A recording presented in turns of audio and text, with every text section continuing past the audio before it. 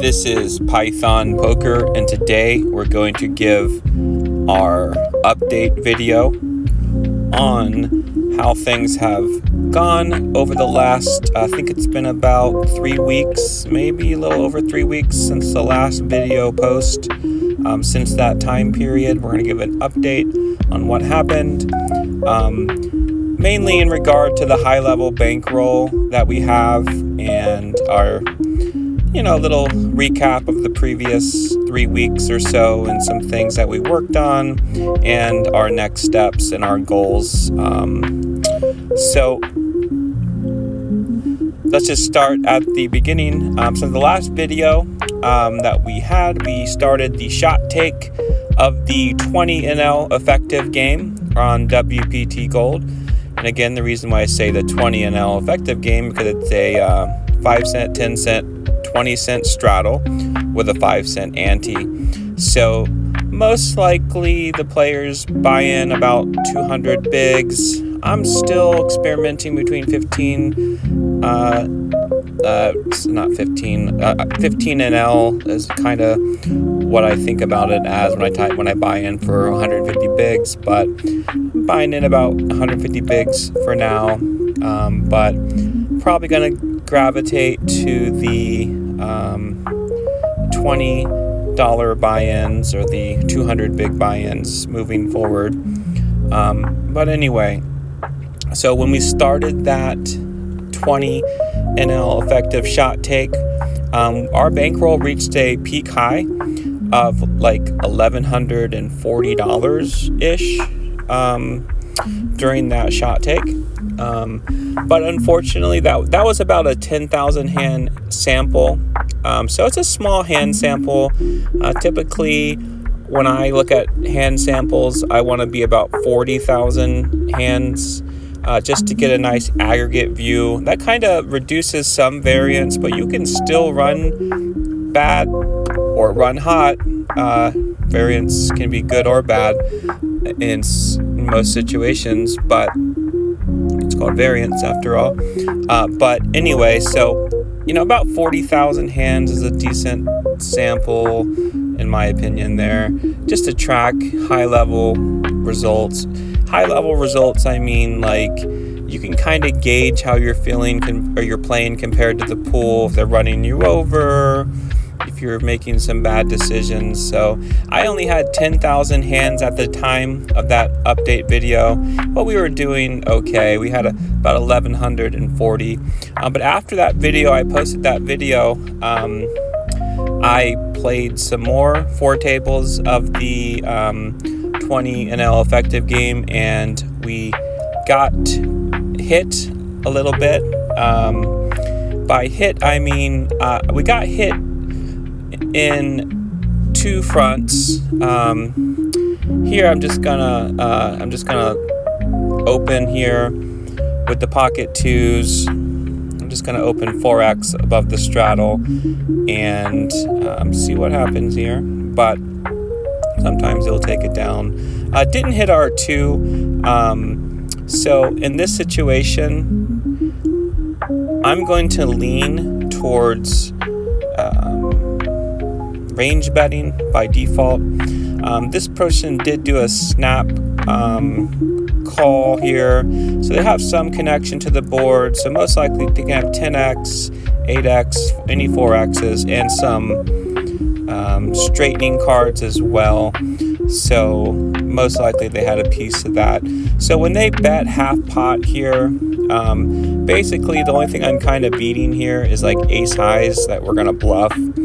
Most likely they have showdown value, so we're just gonna fold and live another day on this one. But I'm gonna talk through some of the hands as I come up today, as I'm going through the update.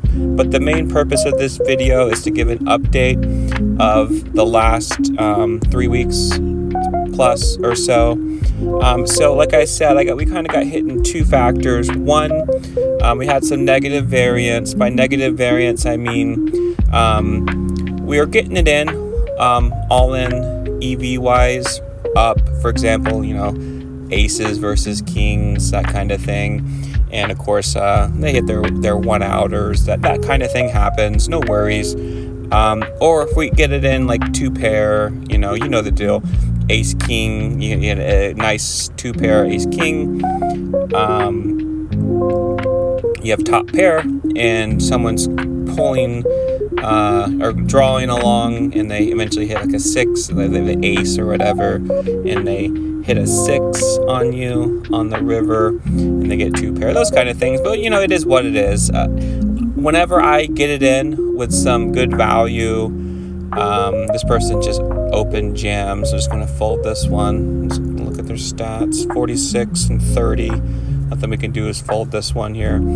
So I'm going to open up king 8 in the earlier positions to open up my VPIP range to play some more pots, especially if I have some flush draws available. But yeah, so we had some negative variance, but also the negative variance in a way helped me.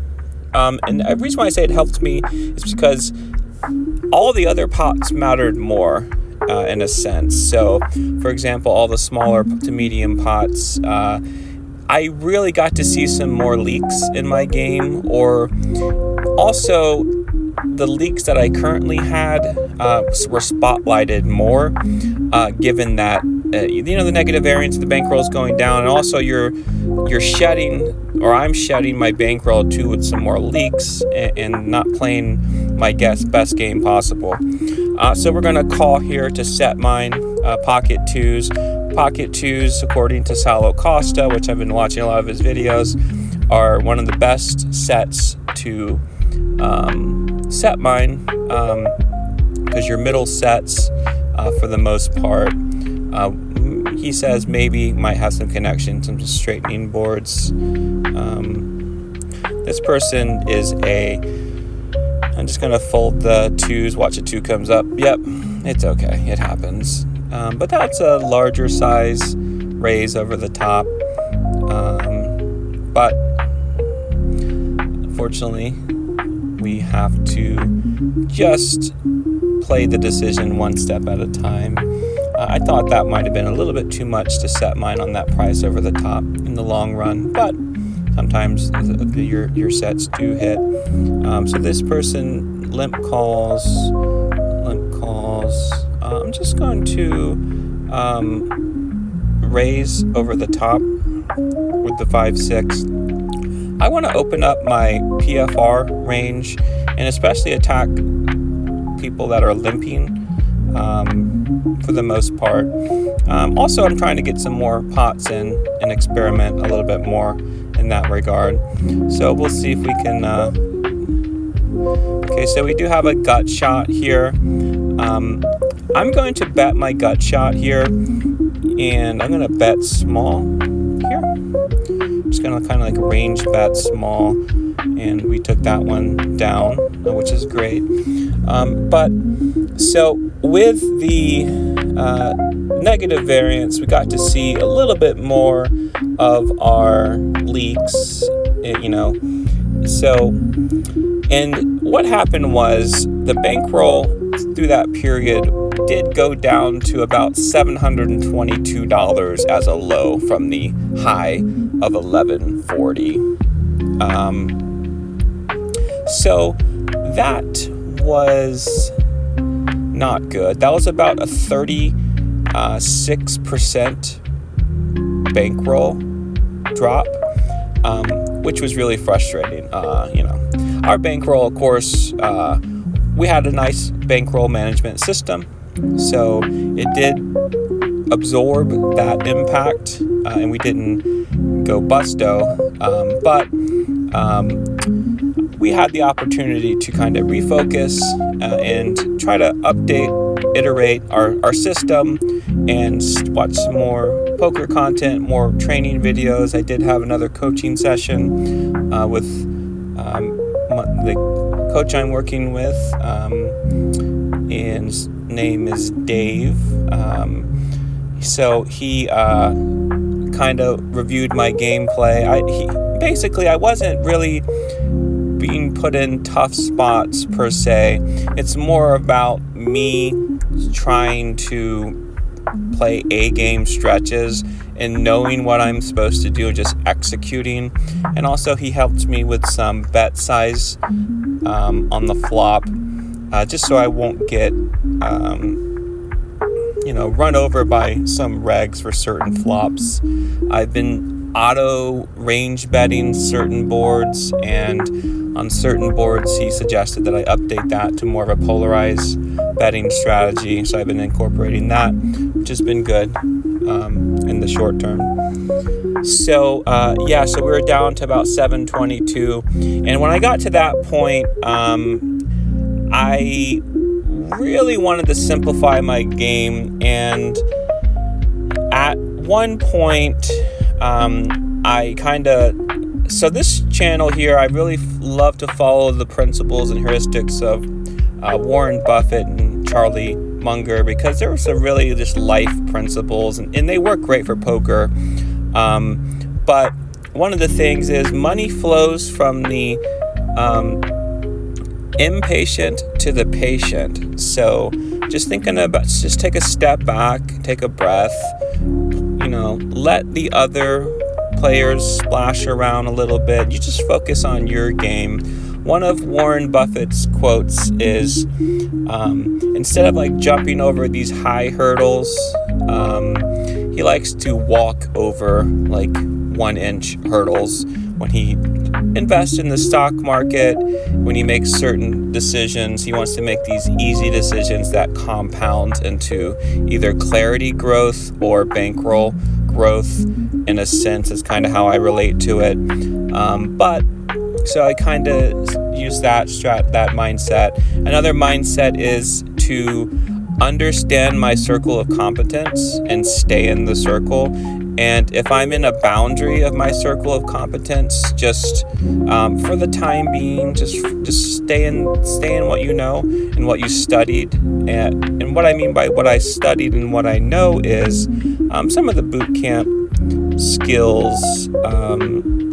I want to 3-bet or fold for the most part from the small blind, especially if there's lots of people behind me for this situation, so I'm going to fold this one, even though I like having an opportunity here with 10-8 suited with a straight or a flush opportunity. The person's range, kind of on the wider range, but with lots of people behind me to act, I want to be more selective with those situations. So I want to definitely isolate the limper from the first limp. They're kind of a tightish stats, so we're gonna just try to isolate, and most likely they will fold, and I'll play with the person to my right because their VPIP is a little higher.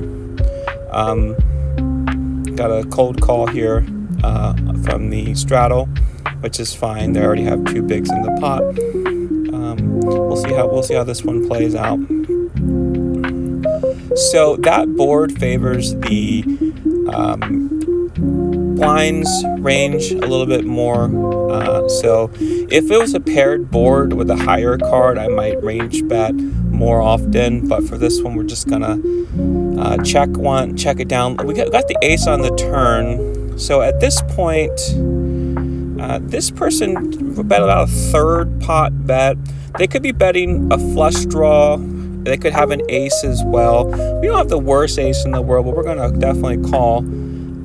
So some straights do get there. The flush draw misses. We lose to ace jack. So flush draw does miss. This is kind of like a 1/3-ish pot bet. We're gonna call. Okay, so the straight did get there, and they were betting that straight. Fortunately, didn't work out for us in that situation, but it's okay. We'll try again. But the obvious draw did miss. I guess they were betting the flush draw on the turn. Unfortunate result, but it is what it is. We'll move on. So, and regarding the circle of competence,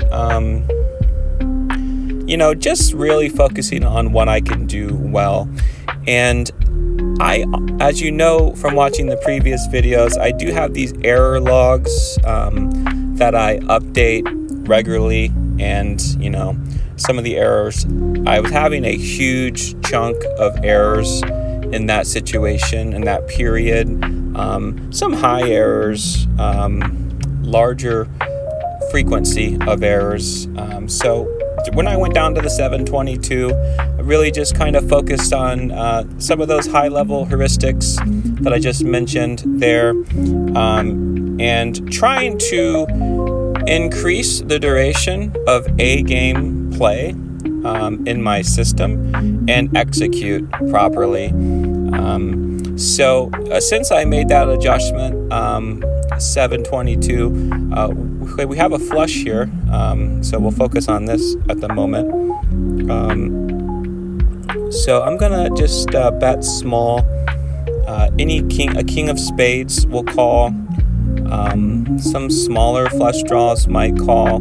I have a jack high flush, not the best, not the worst, but ace will call, king of spades will call. So we're gonna just bet a little bit bigger here. It's kind of saying that we're gonna play for stacks. I'm going to bet pot. No, I can bet 60 pot versus 67% is kind of equivalent to get some stacks in, and we'll see. I think king of spades will probably call. Ace, a fish might call 2 pairs here. We'll see what happens, but they did call. I'm gonna jam,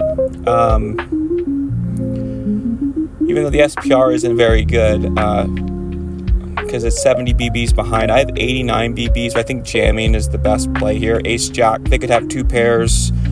They could have ace king, and I think this will maximize my EV. Is that too scary though? I'm just gonna jam.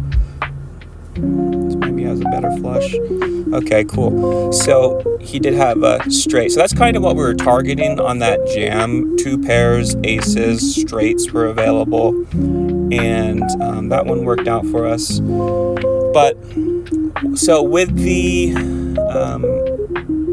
bankroll, after we had some good stretches of A gameplay, our bankroll, good news is we recovered to our max high. So we got back up to 1140 from that 722 drop over a span of about 2 weeks of play. So if you were following this channel, there was a certain situation where we had it took us months and months to get to like a $500 gain in the bankroll when we were playing the 2NL hybrid approach game. But so we got like $400 in the span of 2 weeks, which was a huge upswing for us. And I keep saying us, but for me, I guess if you're watching the video, you're also part of this journey in a sense. So, so things that I've changed since that time period are a couple things. One, understanding my system, staying within my circle of competence on my baseline system. Here I have a backdoor flush draw and a backdoor straight draw. This person bets really small. They lead. I kind of just want to raise this one, but I'm just going to fold for now. Kind of talking at the same time as playing, which is probably not conducive to ideal play. But I was considering raising over the top because the bet didn't make sense. But I want to have more equity in my raises than more some backdoor hopes and dreams. I want to have some immediate backdoor equity there. But anyway, so here, I think if I check, I think if I call here, I might get a chain reaction of calls. So I'm just gonna do that and see what happens. So now with that, we do have some great flush draw available. So flush draw on the turns about 30% equity, maybe 34-35% equity to hit my flush draw on the turn, and if there's a blank On the turn, I have about a 20% equity, 18%, but there's some implied odds. So we'll see if we can get here. So if I call this bet, this is definitely the odds I need to hit my flush on the turn. Of course, we could have a worse flush as well. We do hit the flush on the turn, but again, 10 high flush is not the best flush in the world, and we'll see what our opponent does. I'll bet the 40 BB pot. Okay, so now, unfortunately, any ace high, king high flush is available. This person bets huge. They are a fish. I'm going to fold. If a fish bets, first of all, what's the obvious draws that get there? These ace high flush draws, these king high flush draws, these queen high flush draws are possible as well. Maybe leading the turn might be better, I guess, as an option in the future instead of checking. But of course, when I lead the turn, what do you expect? It's pretty obvious that your flush draw hits. But when a short stack fish player kind of jams there, I'm kind of leaning towards they have one of those ace or king, maybe even king, queen high flush draws that kind of get there. So we'll find a better spot there. Unfortunately, didn't work out for us. But some of the things I did update in the system were just having more stretches of A game play, because I can control A game play and execution wise. But in the variance is the variance, right? So we made the best decision possible. We can't do anything about that, but we can control our execution. So since that time period, definitely had stronger stretches of A game play. I'll probably do another video of like a breakdown of the Excel sheet with kind of my notes and my errors and my decisions. If anybody wants to see that, comment below. I can do a video on that. But I posted one recently when I got to the $1,000 bankroll. But I can do that again if that's of interest. But so the bankroll, again, we did get to the previous high, and now we are shot taking again this straddle game here. And as you can see here, we're shot taking again for the first time in a while. A couple interesting hands so far. I think looking back at the hand when I had the ace 10 in this video, when the person bet the straight completing, I mean, that might be a situation where I could possibly see folding. But first of all, for a couple of reasons. One, they bet a large amount on the river, and that seemed more like a large value bet size versus like a bluff type of size. And also, my hand does lose to value, and I probably should lean towards folding in certain situations, especially when the obvious draws get there, which we did. Luckily, you know, we did notice that there were some draws that were available that did complete. The difference between knowing and executing are two different things, but with the ace, there was even some better aces that beat us as well, and there's some trips available and there's some straights available, because that could be a situation where that might have been an overcall. And that's some of the things that I was doing over that stretch of errors, is overplaying my equity, being a calling station in obvious situations, and that could have been an obvious situation. But it is what it is. We can only move on. So the next steps in our system, in our goals, are to still get to the $1,600 threshold in our bankroll. So once we get to the $1,600 threshold, we can shot take 40. Well, basically it's a 20 NL straddle game, which is effectively 40 NL. So we're kind of going to play this game that they have with the straddles for the effective buy-in sizes. here we're just gonna check and see what happens here. We have a nice ace high backdoor draw and some possible backdoor flush draw. This person kind of wide. I'm gonna fold this one, especially when they bet so big. We'll see how this one runs out, but another large size, so definitely top pair. Flush, they could be betting flush draws, 2 pairs, that kind of thing. They could also be betting a draw, so we'll see what they have here. So yeah, 2 pair versus flush draw, so that's an interesting hand there. Usually when they lead big on those boards, 2 pairs are obviously the first thing that I'm noticing now versus before when I was under that stretch of the last. Sometimes I miss 2 pairs. I'm gonna call to set mine here, and didn't get it. We'll see if we can get another card for free on the turn. Most likely not, but we do. So at this point, I'm just going to check down my equity, especially multi-way with 3 other people in the pot. Be a little more on the passive route for this one, and we will fold. So yes, we're gonna make that a goal.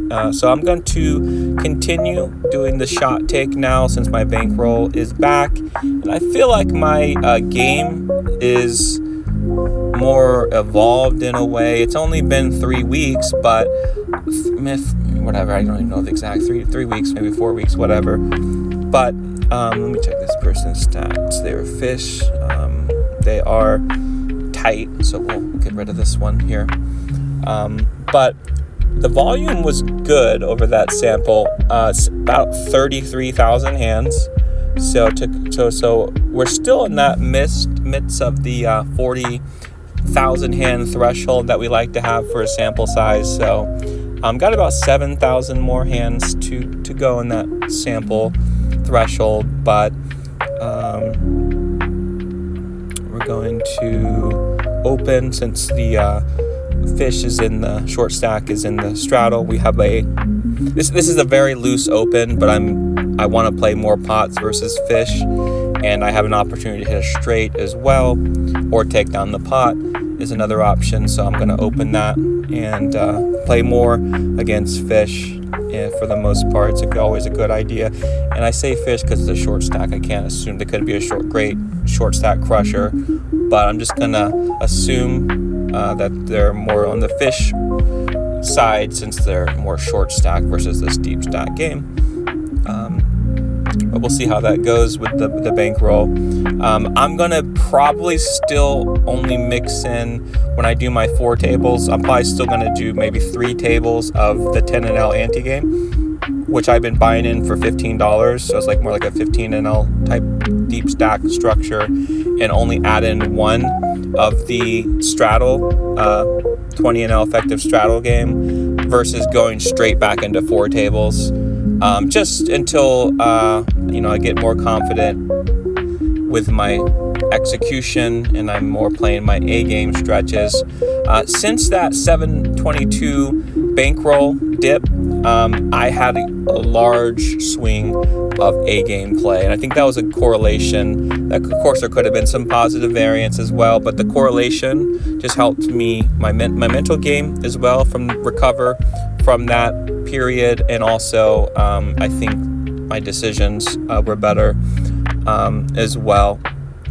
But some of the things that I can think of immediately that's been great is play more and isolate more against fish. If I'm going to widen my VPIP or my PFR stats, I that's a goal of mine, is to widen those stats, but I want to pick and choose spots versus fish, except of course when the hand just wants to play it out versus a reg versus a fish. Number 2, I understand who my opponents are. If I need to know if I'm playing against a fish or a reg at all times. I need to know who's behind me in the blinds. That kind of thing can be helpful for certain decisions as well. And also, I want to always fold to re-raises in lines where it's not it's under bluffed, so versus just overcalling, my overcall nature, except in certain situations versus fish when they bet small-ish sizes and certain lines. I will definitely sometimes just blindly call 100% of the time on certain lines that they pick in certain sizes. I will overcall in that situation, but versus more regular players, and this table's probably going to break pretty soon, but maybe if it breaks we'll just end the video. But and also when I'm on the river facing a large bet, if I can think of multiple hand classes, like for example, is my hand a value hand or a bluff catcher? If it's a bluff catcher, do I lose to certain value lines and value bets? Here I should fold. And of course we saw that in this video, an example of not folding the ace 10 versus the obvious straight draw that comes in, and some trips were available as well. So we're still not executing that in a nice way, but there's always a sign for improvement there moving forward. So this last 3 weeks or so in this month in the journey, it's a small size in the overall grand scheme of things in this journey. However, when you're living it and you're playing hours and hours every day, here we have a cold call, a tight fish, cold call, limp call, straddle here. We'll I'm gonna check, and if they check again, I'm gonna bet like a pot, just so I can just be aggressive in this approach here. See if we can take it down. I want to attack weakness in a sense more often, not just blindly bet or re-raise to aggress and for red line. I want to bet in certain situations where it's more probable that that decision will be profitable there. So the reason why I limped called that situation there is because sometimes it's a chain reaction again if we limp, and also ace 5, I don't want to put a lot of money in with that hand, you know, but it does have some post flop playability as well. So that's why we limp that one. So I'm gonna limp certain situations. I'm kind of freestyling in a way where I have my baseline sizes versus regs, and versus fish, I just want to kind of just understand their range, and for regs as well, I want to try to understand their range and their sizes and their timings and kind of play against that. So I like to play a lot of hands now post flop, and I think I have a slight edge post flop. In certain situations and certain nodes, I can find small edges and try to maximize my EV, and that's called staying in my circle of competence and not rush and push things. But of course, there's certain situations where that doesn't work. So I want to isolate this player here, and I'm going to be just doing I'm just going to isolate to 10 bigs, 5x. On the button, this guy jams again.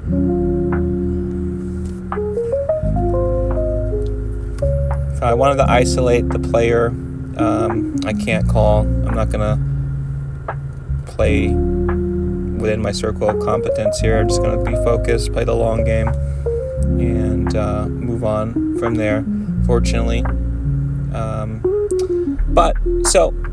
I'll play this last hand here, and we'll wrap up the video. But that's an update. If you want to follow the Discord, I'm gonna just call, just if I can get a multi-way pot.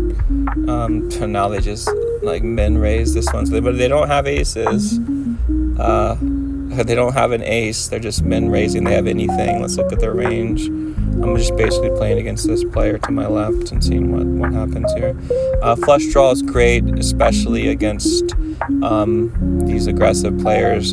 Gonna just check, and we'll see what happens here. I don't really pick up any backdoor, any straight draws, but we're just gonna check. I don't want to bet my equity and get chased off my equity here. We have about 18% equity here, and our implied odds are pretty good, so we're just gonna call here. Didn't really, I'm not gonna bluff a flush draw, so we're gonna give it up. We're gonna see some ace highs that we lose to, king highs. They're probably gonna jam given their aggressive nature. Small size, not really a small size. It's a small size in relation to the pot. It's a large size in relation to a fish. We're just gonna get out of here. But that's the update video. Stay tuned for the next video and see how we're doing. But I have the Discord I'm going to put in the comments. See if you want to check that out. Get some more nuance there. But we will call it quits today. And thanks for watching. Hope you have a good rest of your day.